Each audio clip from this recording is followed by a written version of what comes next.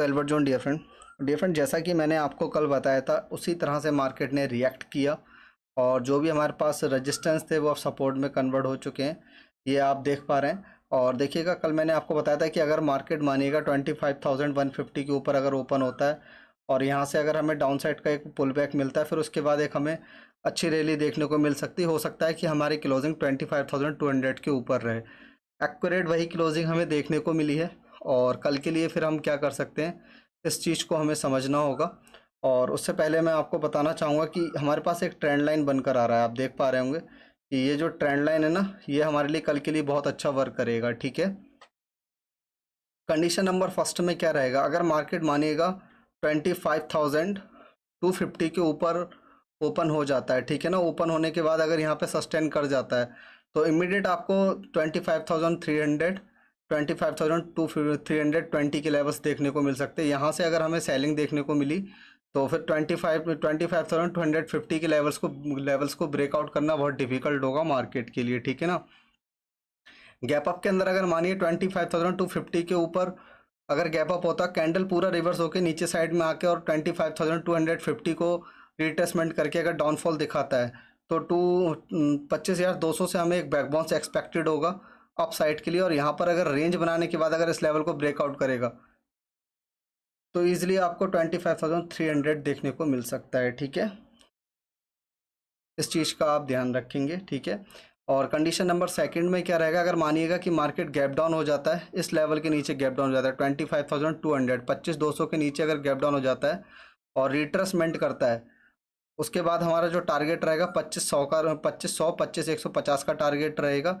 यहाँ पर रेंज बनाने के बाद अगर अपसाइड में निकलने की कोशिश करता है तो एक बहुत अच्छा मोमेंटम रहेगा। ठीक है ना, कल हमारा निफ्टी 50 का एक्सपायरी भी रहेगा, तो इस चीज़ का आपको ध्यान रखना है। ठीक है ना, मैं क्या चाहता हूँ मार्केट के अंदर, मैं ये चाहता हूँ कि मार्केट फ्लैट ओपन हो, फ्लैट ओपन के बाद मार्केट थोड़ा सा नीचे आए और नीचे आने के बाद अगर राइज करता है तो बहुत अच्छा मोमेंटम हमें देखने को मिल सकता है। ठीक है ना, बाय ऑन डिप मैं इसलिए बोल रहा हूँ कि नीचे आने पर आप बाय करेंगे तो ये बाय ऑन डिप कहलाता है। ठीक है, इस चीज़ का आपको ध्यान रखना है। ये रहेगा निफ्टी का, निफ्टी के अंदर हमें इस तरह से वर्क करना है। ठीक है ना, बात करेंगे हम आपके सेंसेक्स की। सेंसेक्स के अंदर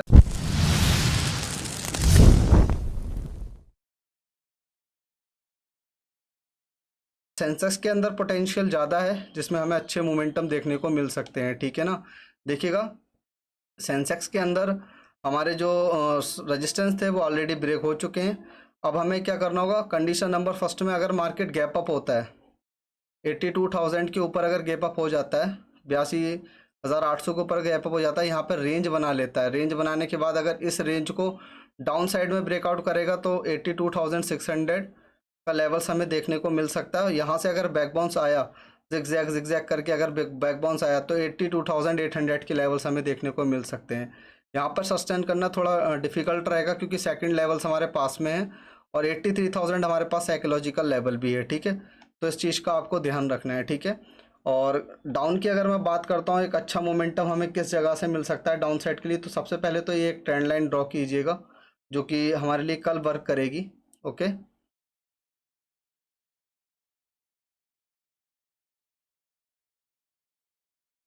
देखिए अगर मानिएगा कि मार्केट यहाँ पर इसके ऊपर रेंज बनाता है, बनाने के बाद अगर मार्केट इसको ब्रेकआउट करता है तो इमीडिएट 82,650 के लेवल्स देखने को मिलेंगे, 82,650 के लेवल्स देखने को मिलेंगे।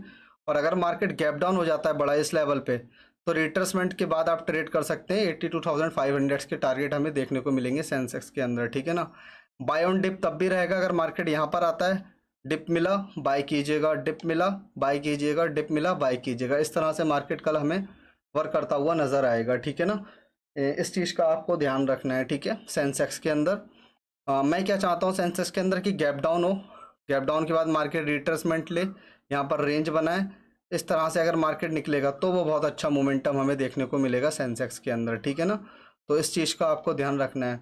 बात करेंगे हम निफ्टी 50 की। निफ्टी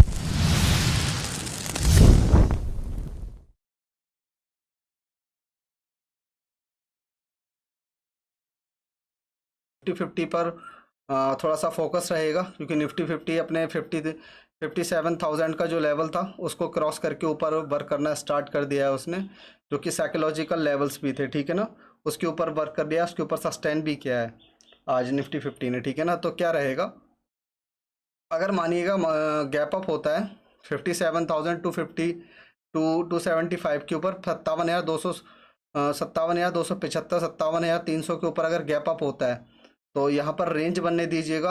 रेंज बनने के बाद अगर आप देखेंगे ब्रेकआउट होता है रेंज, तो 57,400 आपको इमीडिएट देखने को मिल जाएगा। इसके ऊपर अगर निकलता है, पुल बैक करता है, पुल बैक के बाद आपको 57,500 के लेवल्स भी देखने को मिल जाएंगे, ठीक है ना। गैप डाउन होता है मानिएगा, सेकंड कंडीशन में अगर गैप डाउन होता है तो गैप डाउन मानिएगा 57,100 से लेके इस बीच में कहीं भी गैप डाउन हो जाता है, ठीक है ना। गैप डाउन में हम थोड़ा सा वेट करेंगे, एक बार लेवल को रिट्रेसमेंट करेगा, उसके बाद अगर निकलेगा तो वो बहुत अच्छा एक मोमेंटम हमें देखने को मिल सकता है, ठीक है ना। तो इस चीज़ का आपको ध्यान रखना है, ओके। ये सपोर्ट है जो कि मैं आपको इसको ग्रीन कर देता हूँ ताकि आपको क्लियर हो सके कि ये सपोर्ट है करके। तो इस सपोर्ट पे हमें फोकस करना है, और 57,000 का लेवल अब बहुत ज़्यादा स्ट्रॉन्ग है, इसको ब्रेक करना थोड़ा डिफिकल्ट रहेगा।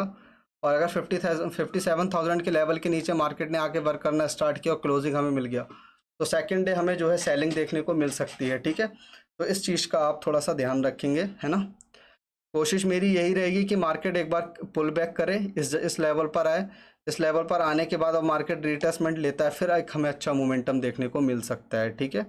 तो थोड़ा सा फोकस रखिएगा मार्केट के अंदर, और क्वांटिटी को थोड़ा मैनेज रखिएगा। अभी भी मुझे श्योरिटी नहीं हो रही कि एक अच्छा मोमेंटम हमें, अच्छे मोमेंटम का मतलब ये नहीं कि हमने ट्रेड लिया 355 से बाय कराया था आज हमने टेलीग्राम चैनल के अंदर, उसमें काफ़ी समय में एक्टिव हुआ, और एक्टिव होने के बाद अगर आप देखेंगे तो लेज़ी मोमेंटम था, कोई भी इतना खास मोमेंटम नहीं था प्रीमियम ग्रुप के अंदर। अगर आप देखेंगे तो देखिए, मैं आपको दिखाना चाहूँगा,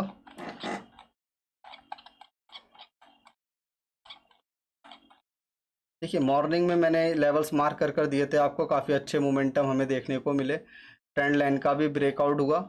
और देन उसके बाद अगर आप देखेंगे तो हमने जो कॉल दी थी आपको 82,500 का कॉल ऑप्शन दिया था, काफ़ी लेट एक्टिव हुआ, बट ऑलमोस्ट टारगेट हमें देखने को मिले हैं, ठीक है ना। काफ़ी अच्छा मोमेंटम रहा।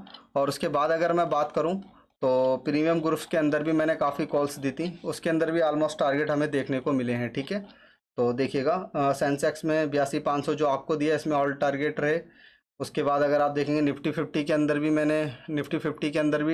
हमें टारगेट देखने को मिले, और डेक्सॉन के अंदर भी देखे हमें, श्री सीमेंट के अंदर भी हमें टारगेट देखने को मिले हैं। ये अपना स्टॉक का चैनल है, स्टॉक के अंदर भी मैंने आपको लेवल्स मार्क कर दिए थे चार्ट्स के। और एक्टिव होने के बाद देखिए डेक्सॉन के अंदर हमें सेकंड टारगेट मिला, और 51,500 श्री सीमेंट के अंदर हमें ऑल टारगेट देखने को मिले। फिर उसके बाद जो लास्ट ट्रेड थी हमारी 82,250 की थी, जिसमें ऑलमोस्ट हमें सेकंड टारगेट देखने को मिले हैं, ठीक है ना। अगर आप टेलीग्राम चैनल के अंदर ज्वाइन नहीं है तो सर्च कर लीजिएगा एल्बर्ट जोन, ठीक है ना, वहाँ पे आप ज्वाइन हो सकते हैं। और देन